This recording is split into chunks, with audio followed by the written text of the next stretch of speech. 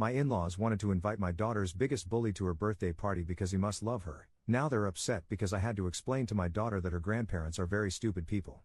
Posted by you/odd resolution 5357. My wife and I have 3 kids.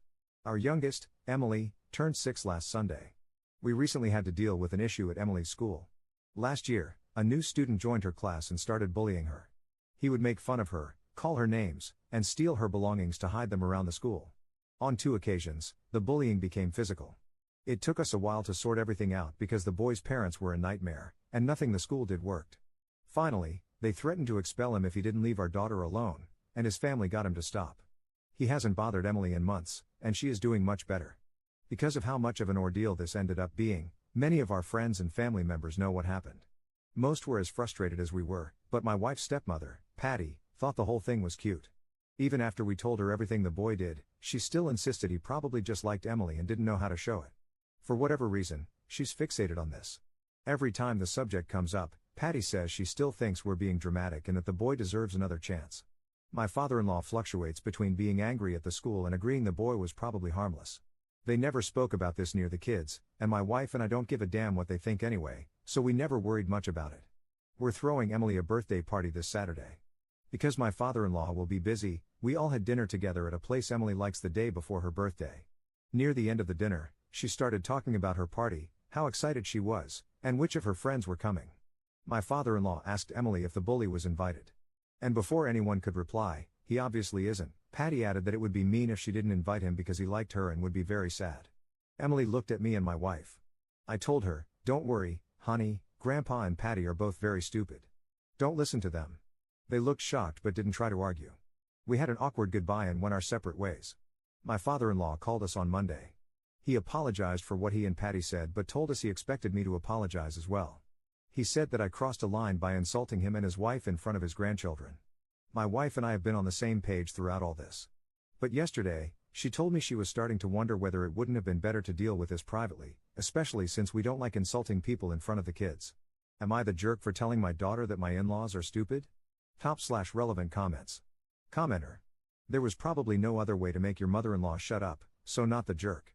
What I find disturbing is that your mother-in-law prioritizes a bully over her own grandchild. Since when is bullying a sign of affection? If it walks like a duck, talks like a duck, chances are it is a duck. Seen in a wider context, your mother-in-law enables and makes excuses for the kind of toxic behavior that men display towards women on a daily basis. Instead of protecting her grandchild, she exposes her to a bully. That's seriously insane. Ops response.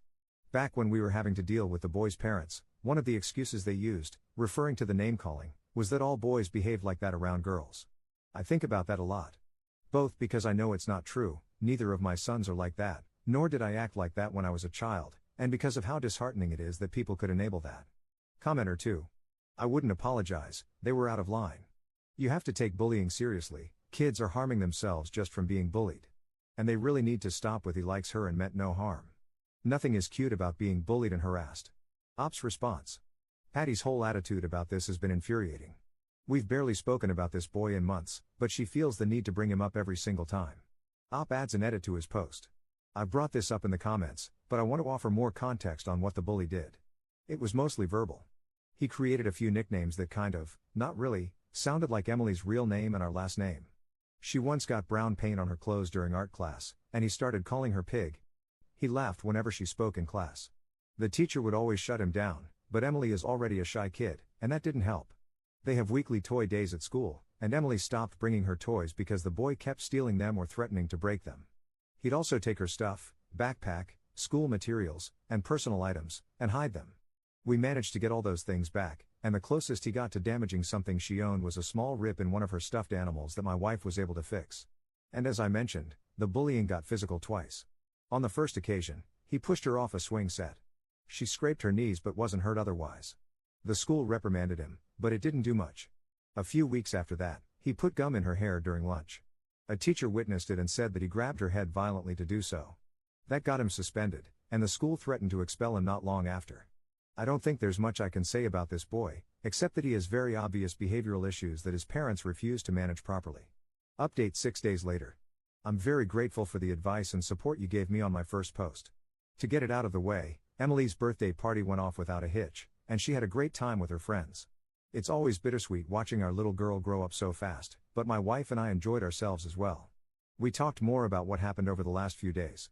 My wife made it very clear that she didn't care that I called her father and Patty stupid and didn't think I should apologize, but she was concerned about our kids thinking I was a hypocrite. We always aim to teach them to be kind and avoid insulting others, and it doesn't feel fair to hold them to standards we don't hold ourselves to. So Friday night, we sat the kids down and discussed what I'd said. We explained that I was upset at what my in-laws had done and was trying to protect Emily, but that what I said was still not nice and they shouldn't repeat it. I apologized for the language I used. Besides that, my wife and I also talked about how we deal with her father and Patty. I told her I wanted them to apologize to Emily, and I wouldn't say a word to them until they did. She agreed with me. After the party, she texted her father the following, this is a translation. The party went well. About what happened at Emily's birthday dinner, Op will not apologize. Patty has no right to tell our daughter how she should feel about the boy who made her life hell for months, and neither do you. I'll call you tomorrow and you'll apologize to your granddaughter. If your wife wants to continue being a part of the children's lives, she will too. And if she mentions that boy again, I'll have to seriously rethink the role we're letting her have here. This isn't up for discussion. She showed me the text before sending it, but I agreed with pretty much everything. They had a short fight about it, but he agreed in the end. I offered to apologize to keep the peace, and my wife told me not to. Both my father-in-law and Patty finally apologized to Emily on Sunday. We're not confident about Patty, but my father-in-law seems sincere. Either way, we've decided to loosen our ties with my wife's stepmother for a while. We're still working everything out, but we'll see her less until at least my eldest son's birthday, October. I have no doubts my father-in-law loves my children, but he's a very strange guy. He was overprotective of his daughters throughout their youth, but frequently tells us we're dramatic when it comes to our kids. And I never had any strong feelings about Patty, but her treatment of Emily's situation has soured my image of her. On a side note, the bully found out about the party. His mother found my wife on Instagram and messaged her to complain that he wasn't invited. My wife reminded her of the day the school threatened to kick her son out. No reply as of today. I didn't know what to expect when I posted here, but I was glad to see that even those who thought I was in the wrong agreed that Emily and her well-being came first. At the end of the day, that's all I really care about. This will be my only update. Thanks, everyone. Top/relevant comments. Commenter. Glad everything worked out. As for the bully not being invited to the party but finding out, FAFO. Maybe if his parents didn't raise him to be mean to other kids, it wouldn't be an issue. Op's response. His parents enabled and found excuses for everything he did up until the consequences got too severe. The one time my daughter physically defended herself and the few times my sons yelled at him to defend her were upsetting to them. They disapproved of everything the school did to protect Emily, including moving their son to a different class. Commenter 2. I'm glad you taught your daughter that abusive peers don't like her. That kind of thinking is insane. I'm 60 and I hated hearing it when I was young. Op's response. Both my wife and I hate it too. It was especially infuriating when we were having to deal with the bully and his parents and Patty started trying to convince us that the boy had a crush on Emily. Hearing that the kid who was tormenting my daughter on an almost daily basis was just a cute little boy who didn't know how to deal with being in love was maddening. Commenter 3. Why the heck would that kid's parents care about your daughter having a birthday party? My God, they're deranged. Op's response. They didn't actually parent their child until the school threatened to expel him. Their reaction does not surprise me. My wife showed me the mother's text. She essentially said it wasn't fair to exclude her son and gave some of the same excuses for his behavior she had given during our meetings at the school.